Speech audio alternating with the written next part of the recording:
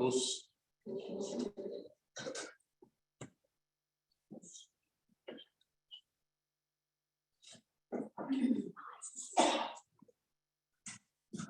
Que la paix et la grâce de Dieu vous soient. Nous remercions Dieu pour ce moment d'adoration.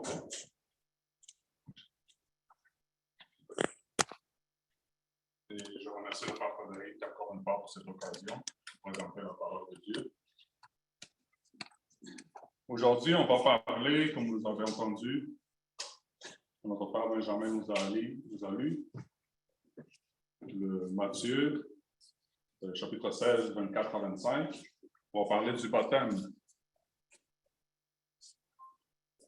Et nous savons que depuis très longtemps, il y a eu beaucoup de controverses. En fait, il y a beaucoup de controverses à propos du baptême. Beaucoup font encore le débat s'il faut se faire baptiser pour être sauvé, s'il faut baptiser les bébés, les enfants, les nouveau-nés. Si dès qu'on est baptisé, on est automatiquement sauvé. Même si on fait marche arrière ou si on retourne dans notre ancienne vie de péché. Beaucoup pensent ainsi que dès qu'ils sont baptisés, que ce n'est pas grave s'ils retournent en arrière, s'ils ont différents partenaires sexuels, s'ils assistent à l'assemblée, s'ils n'assistent pas à l'assemblée du dimanche, qu'ils ne lisent pas la Bible tous les jours, etc. Beaucoup perdent ce contact avec Dieu après avoir été baptisés. Alors, on va voir qu'est-ce que c'est le baptême, premièrement. Se faire baptiser, c'est se faire immerger dans l'eau et en ressortir. Voilà pourquoi Jésus s'est fait baptiser dans un fleuve assez important. On va voir ça dans Matthieu, chapitre 3, versets 13 à 16. Pour la même raison, c'est en arrivant à un point d'eau qu'un Éthiopien a demandé à se faire baptiser. Actes, chapitre 8, versets 26 à 40.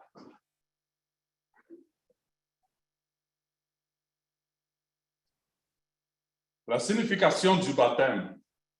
La Bible compare le baptême à un enterrement. En effet, le baptême d'eau symbolise la mort d'une personne quand sa vie passe. C'est le début d'une nouvelle vie en tant que chrétien dévoué à Dieu.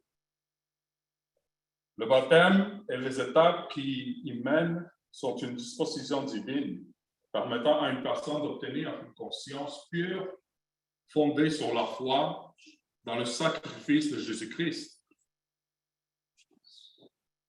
On peut voir ça dans Romains, chapitre 6, le verset 4, ainsi que Colossiens, chapitre 2, verset 12. Par conséquent, Jésus a enseigné que le baptême est une obligation chrétienne. Matthieu, chapitre 28, 19 et 20. Je vais lire pour vous. Matthieu, chapitre 28.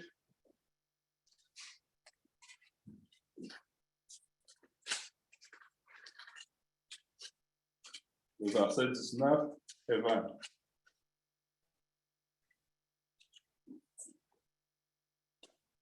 À l'effet de toutes les nations des disciples, les baptisant au nom du Père, du Fils et du Saint-Esprit. Et enseignez-leur à observer tout ce que je vous ai prescrit. Et voici, je suis avec vous tous les jours jusqu'à la fin du monde. C'est très clair.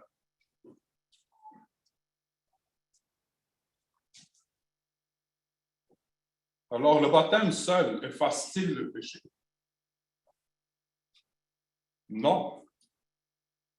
La Bible enseigne que seul le sang versé de Jésus peut nous purifier du péché. Romains chapitre 5, 8 et 9, ainsi que premier épître de Jean, chapitre 1, verset 7. Pour bénéficier du sacrifice de Jésus, une personne doit exercer la foi en lui et changer de mode de vie pour vivre en harmonie. avec les enseignements de Jésus-Christ. Et 3, se faire baptiser. Parce qu'il faut entendre la parole, et il faut croire à la parole. Par la suite, on se fait baptiser.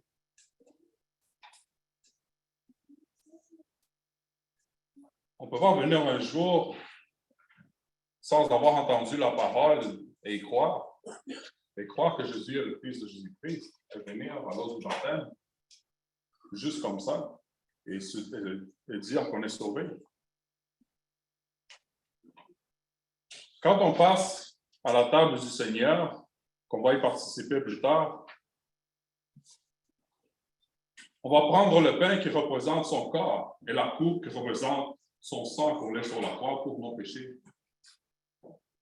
Ce n'est pas pour rien qu'on commémore sa mort et sa résurrection, mais aussi sa vie. Parce que Jésus-Christ vit éternellement. Seulement son sang peut nous purifier. C'est le sacrifice ultime. Et pour faire part de la famille chrétienne, il faut se faire baptiser pour le pardon de nos péchés. La Bible enseigne-t-elle le baptême de nouveau-né? C'est une question. Et on va y répondre. La Bible enseigne-t-elle le baptême de nouveau-né? Et la réponse est non. Le baptême de nouveau-né n'est pas mentionné dans la Bible. Certaines églises pratiquent une cérémonie pour baptiser un nouveau-né, en lui versant de l'eau sur la tête ou en l'aspergeant. Et pour le nommer, mais le baptême chrétien est réservé à ceux qui ont l'âge de comprendre la bonne nouvelle concernant le royaume de Dieu et d'y croire. Actes chapitre 8, verset 12. Il nécessite d'avoir entendu l'enseignement de Dieu, de l'avoir accepté et de s'être repenti. Action qu'un enfant ne peut pas comprendre, il ne peut pas accomplir. Actes chapitre 2, verset 22. De plus, la Bible montre que Dieu considère les jeunes enfants comme saints. Autrement dit, purs à ses yeux, à raison de la foi que leurs parents pratiquent. 1 Corinthiens chapitre 7, verset 14.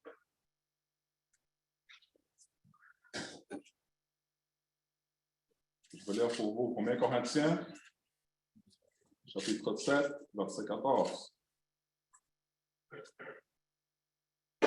Car le mari non-croyant est sanctifié par la femme, mais la femme non-croyante est sanctifiée par le frère. Autrement, vos enfants seraient impurs, tandis que maintenant, ils sont saints.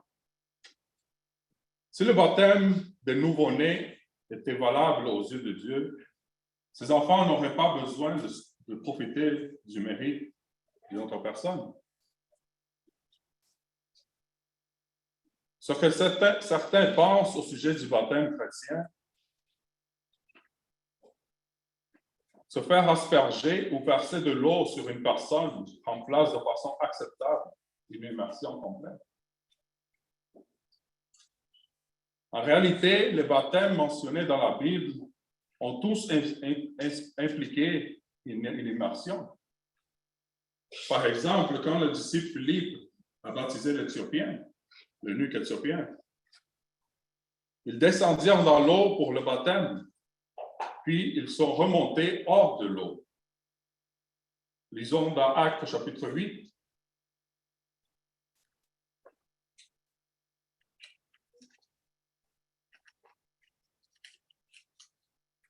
Le verset 36 à 39. Actes chapitre 8, verset 36 à 39. Comme ils continuèrent leur chemin, ils rencontrèrent de l'eau, et l'eunuque dit, « Voici de l'eau. Qu'est-ce qui m'empêche que je sois baptisé? » Philippe dit, « Si tu crois de tout ton cœur, cela est possible. » L'eunuque répondit, « Je crois que Jésus-Christ est le Fils de Dieu. » Il fit arrêter le char. Philippe et l'eunuque descendirent tous deux dans l'eau, et Philippe baptisa l'eunuque. Quand ils furent sortis de l'eau, l'Esprit du Seigneur enleva Philippe, et l'eunuque ne le vit plus. Tandis que joyeux, il poursuivait sa route.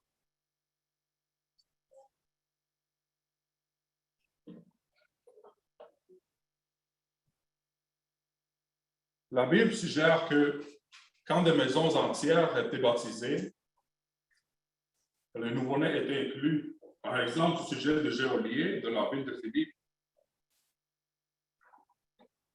il dit, lui et tous les siens furent baptisés. Actes chapitre 16, versets 31 à 34. C'est-à-dire ceux qui ont compris la parole de Dieu. Allons lire, c'est juste à côté, Actes chapitre 16.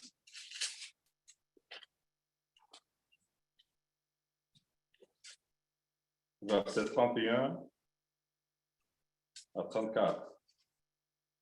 Je lis. Paul et Silas répondirent, crois au Seigneur Jésus et tu seras sauvé, toi et ta famille. Et ils lui annoncèrent la parole du Seigneur ainsi qu'à tous ceux qui étaient dans sa maison. Il les prit avec lui à cette heure même de la nuit. Il lava leurs plaies et aussitôt il fut baptisé, lui et tous les siens. Les ayant conduits dans son logement, il leur servit à manger, et il se réjouit avec toute sa famille de ce qu'il avait cru en Dieu.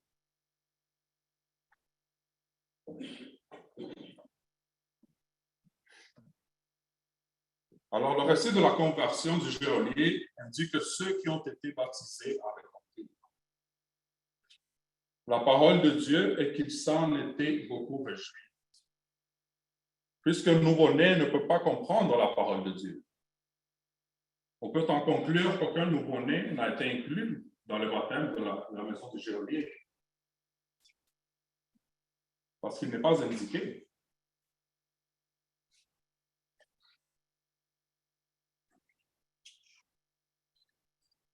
Jésus a enseigné le baptême de nouveau-né lorsqu'il a dit que le royaume appartient aux petits enfants. Quand il a prononcé ces mots, Jésus n'était pas en train de parler du baptême. Il était plutôt en train de montrer que pour entrer dans le royaume de Dieu, il fallait être comme des enfants, humbles et disposés à apprendre. Jésus ne voulait pas dire par là qu'il faut baptiser les petits enfants. Ce n'est pas ça qu'il veut dire. Allons lire dans Matthieu 18.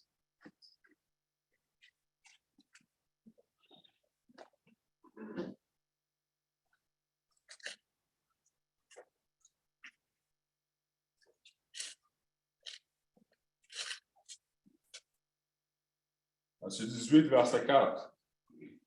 C'est pourquoi quiconque se rendra humble comme ce petit enfant sera le plus grand dans le royaume des cieux. Et voilà ce que Jésus voulait dire par là. Alors, que signifie naître de nouveau? L'expression naître de nouveau désigne un nouveau départ dans les relations entre Dieu et la personne qui est née de nouveau.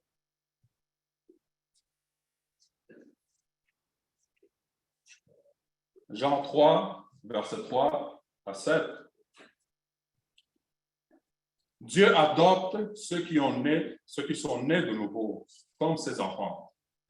Romains chapitre 8, verset 15. Et ici que Galates 4, chapitre 5, verset 5. À l'instant des enfants qui sont adoptés, ils obtiennent un nouveau statut. Ils deviennent des membres de la famille de Dieu, c'est-à-dire la famille chrétienne. Lisons dans 2 de Corinthiens, chapitre 6.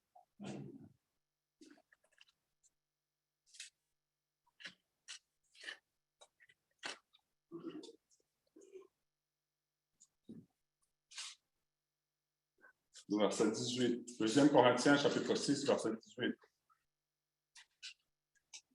Je serai pour vous un père et vous serez pour moi des fils et des filles, dit le Seigneur Tout-Puissant. Après s'être baptisé, bien sûr. Une autre question, pourquoi une personne naît-elle de nouveau? Jésus a déclaré, si quelqu'un ne naît pas de nouveau, il ne peut pas voir le royaume de Dieu. Jean chapitre 3, verset 3. Une personne qui naît de nouveau peut donc régner avec Christ. Le royaume de Dieu étant dirigé depuis le ciel. La Bible explique que ceux qui naissent de nouveau ont accès à un héritage qui leur est réservé au ciel. Ceux qui sont nés de nouveau sont convaincus qu'ils régneront avec Christ. 2 de Timothée, chapitre 2, verset 12, ainsi que 2 de Corinthiens, chapitre 1, verset 21 à 22. Et en quel sens une personne naît-elle de nouveau? Quand Jésus a parlé de ce sujet, il a dit que ceux qui naissent de nouveau naîtront d'eau et d'esprit. Jean chapitre 3, verset 5. Cette expression correspond au baptême dans l'eau suivi du baptême de l'Esprit Saint. Actes chapitre 1, verset 5, ainsi que Actes chapitre 2, verset 1 à 4.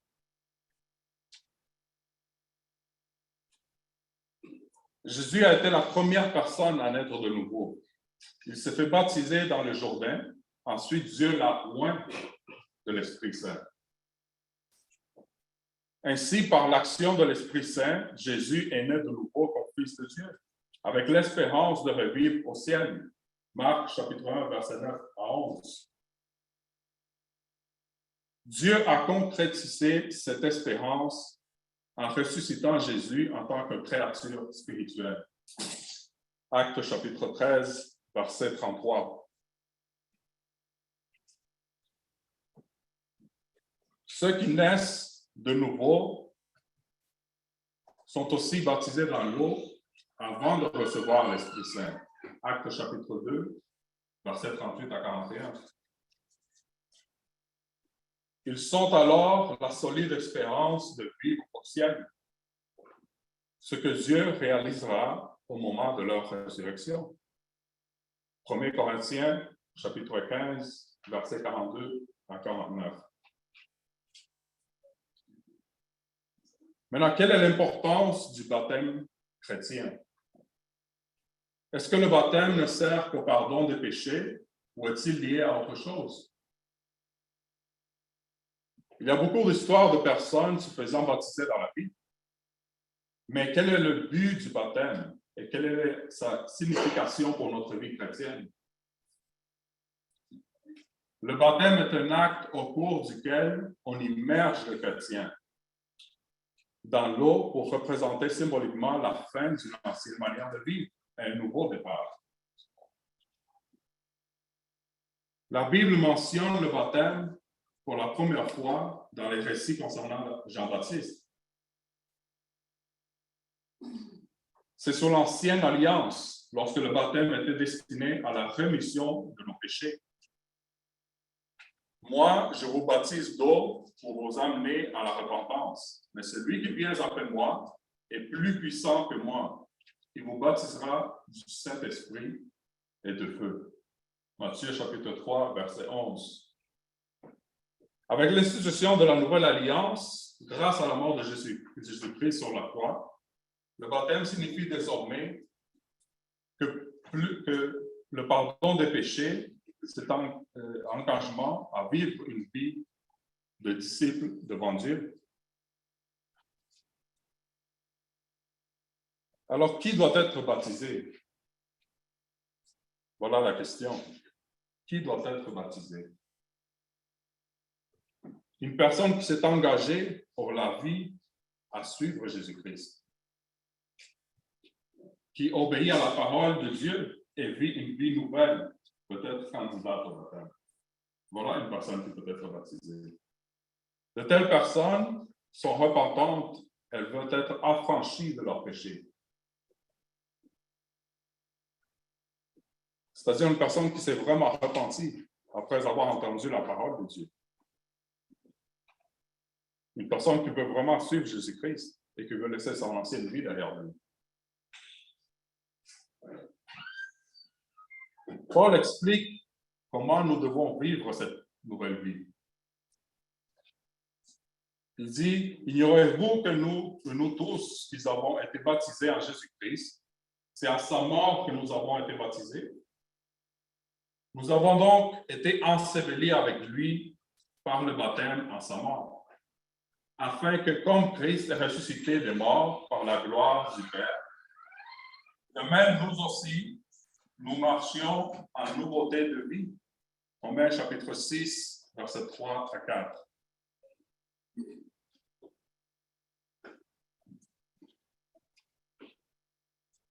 Le baptême est un acte visible qui atteste notre désir de suivre Jésus-Christ sur le chemin invisible. Cette mort que Paul mentionne est une mort à l'égard de mon ancienne vie, où je choisis d'arrêter de vivre selon la nature humaine, de mes tendances pécheresses. Je peux alors commencer à marcher en nouveauté de vie en obéissant au commandement de Dieu.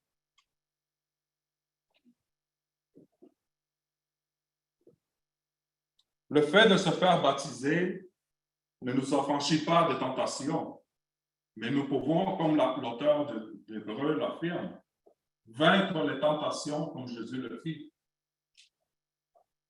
Car nous n'avons pas un souverain sacrificateur qui ne puisse combattre à nos faiblesses. Au contraire, il a été tenté comme nous en toutes choses, sans commettre de péché. Approchons-nous donc avec assurance du trône de la grâce, afin d'obtenir miséricorde et de trouver grâce pour être secourus de nos besoins. Hébreux chapitre 4, 15 à 16.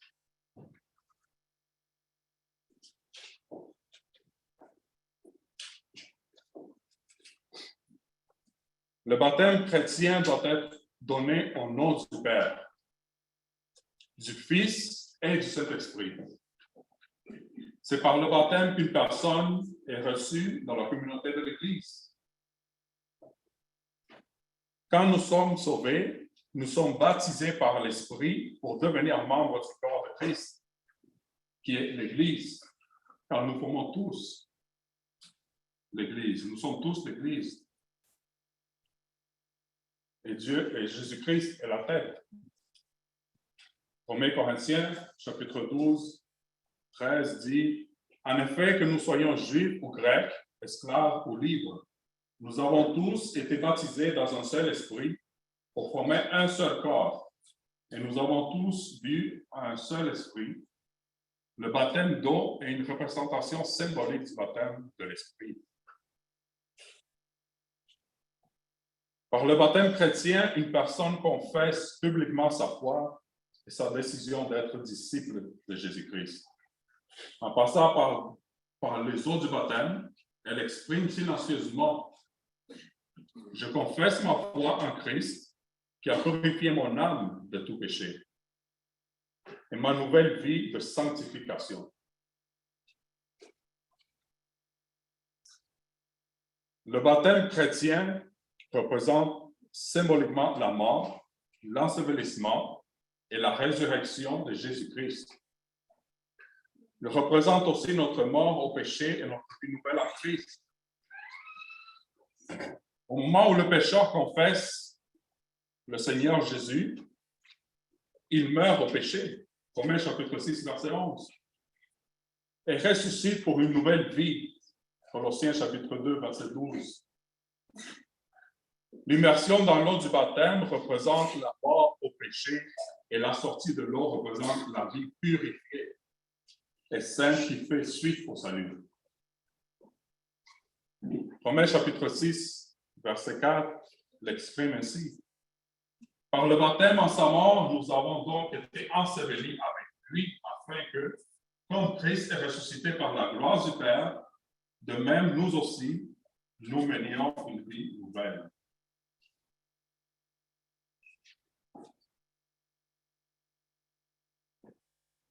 Pour conclure, ce court message, je veux dire ceci. Comme Jésus-Christ lui-même l'a ordonné, que celui qui voudra me suivre, qu'il se charge de sa propre croix. Matthieu 16, 24 à 25, notre frère nous l'a lu. Alors Jésus dit à ses disciples, si quelqu'un veut venir après moi, qu'il renonce à lui-même, qu'il se charge de sa croix et qu'il me suive. Car celui qui voudra sauver sa vie la perdra, mais celui qui la perdra à cause de moi la retrouvera. Et voilà comment on peut suivre Jésus à travers l'eau du baptême. C'est ça la signification qu'il renonce à lui-même, qu'il laisse son ancienne vie derrière lui, qu'il se charge de sa croix, qu'il soit prêt à souffrir pour Jésus-Christ et qu'il me suive, c'est-à-dire qu'il persévère dans sa parole jusqu'à son retour. Car celui qui voudra sauver sa vie la perdra, c'est-à-dire que celui qui voudra sauver son âme de l'enfer doit donner sa vie à Jésus-Christ à travers l'eau du baptême. Parce que c'est la seule manière. Il n'existe aucune autre alternative à la vie éternelle au côté de Jésus-Christ. Écoute avec un cœur ouvert à sa parole. Crois à sa parole et fais-toi baptiser pour le pardon de tes péchés. Et par la suite, persévère dans sa parole. Parce que cela est juste le début. Alors, il est encore temps. Il est encore jour de grâce. Jésus aime tout le monde et il veut que tous soient sauvés. Mais il faut obéir à sa parole.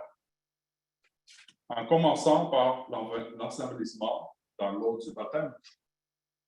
Tantôt, nous allons passer à la table du Seigneur, nous allons commémorer sa mort et sa résurrection. Et aujourd'hui est encore jour de grâce. Si vous n'avez pas encore donné votre vie à Jésus, il est encore temps. Vous avez juste à le mentionner et nous allons vous accompagner dans l'eau du baptême.